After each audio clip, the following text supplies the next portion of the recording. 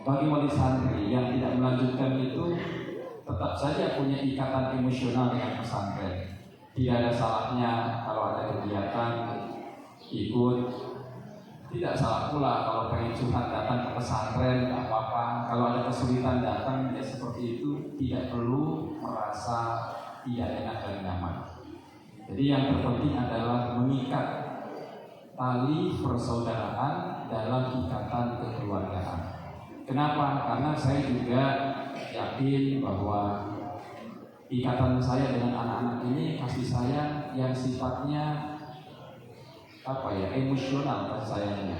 Saya menganggap seluruh santri mau dia selesai SMP saja atau sampai SMA, semuanya adalah anak-anak ideologis dari pondok pesantren Indonesia Mulia, termasuk wali santrinya. Jadi masih tetap kalau ibu ketemu saya dimanapun juga, ya, tolong barangkali saya lupa, makanya saya lihat mukanya ini.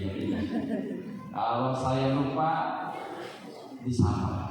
Saya punya sedikit aturan dalam hidup saya yang sudah saya jalankan bertahun-tahun.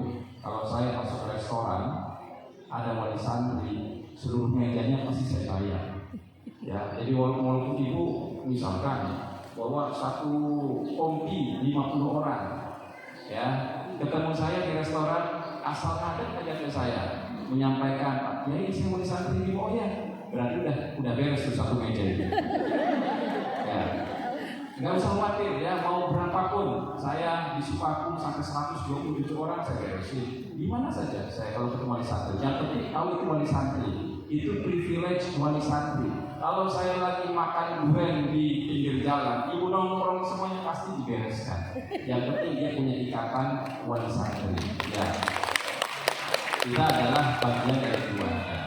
Termasuk saya itu memikirkan ya, karena situasi ekonomi yang kurang stabil, misalkan ada satu dua wali santri yang ada masalah, ada yang di PHK misalkan, ada yang usahanya menghadapi kendala ya. Hari ini saya juga memikirkan, karena saya ini kan bikin berbagai training buat politisi, Pak, bikin training politik yang mau nyalon-nyalon. Saya juga memberikan bonus juga buat para politisi, baik umroh ataupun apa saja. Nah, saya sekarang juga memikirkan itu. Maka nanti di liburan Bapak Ibu semuanya, ini walaupun Bapak Ibu semuanya yang sudah keluar dari Bima, andaikan anaknya tidak meneruskan, kalau ada pengumuman ya di situ dinyatakan pengumuman ada pelatihan MUA dari misalkan perias nasional yang dilakukan di pesantren Bima selama 2 hari gratis untuk wali santri, itu tandanya wali santri boleh ikut walaupun anaknya sudah tidak di Bima lagi. Ya. Jadi ikatannya masih terus ya. Nah, insya Allah nanti di tanggal 29 sampai tanggal 30 Juni di Bima ada pelatihan ya, pelatihan MUA. Jadi pelatihannya bukan saja rias, tapi tentang bisnisnya, celahnya, sistem marketingnya, dan semuanya. Ini sebagai bagian dari cara kami, barangkali ada ibu-ibu yang merasa, aduh saya ini kok belum menemukan jalan bisnis yang tepat. Boleh itu mengikuti pelatihan. Pelatihannya disiapkan semuanya, peralatannya disiapkan, trainer disiapkan, yang dia ini trainernya tingkat nasional. Dan biasanya kalau training itu kan bayar ya Bu ya. Di sini trainingnya gratis, saya yang bayarin.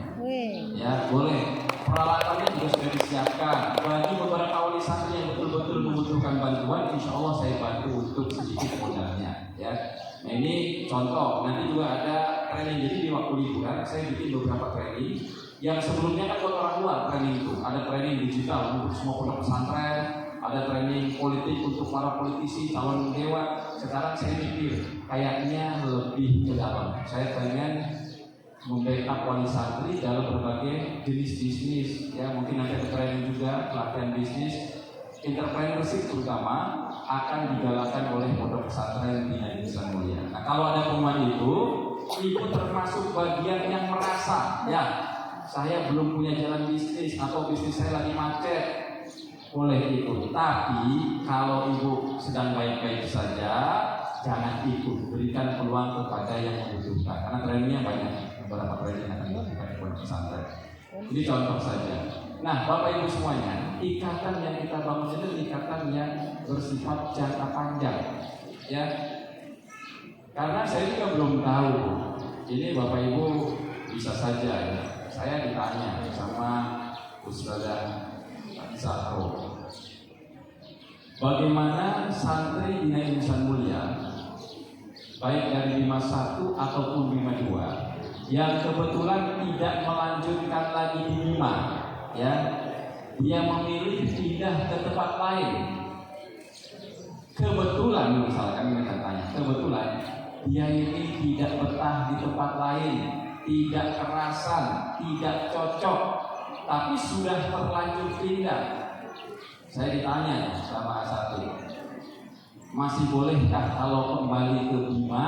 Saya jawab masih boleh, dengan catatan masih waktunya tidak terlalu lama. Kalau masih 1 bulan masih oke, masih bisa ikutin saya kira. Jadi itu khusus, kalau dari luar udah nggak boleh.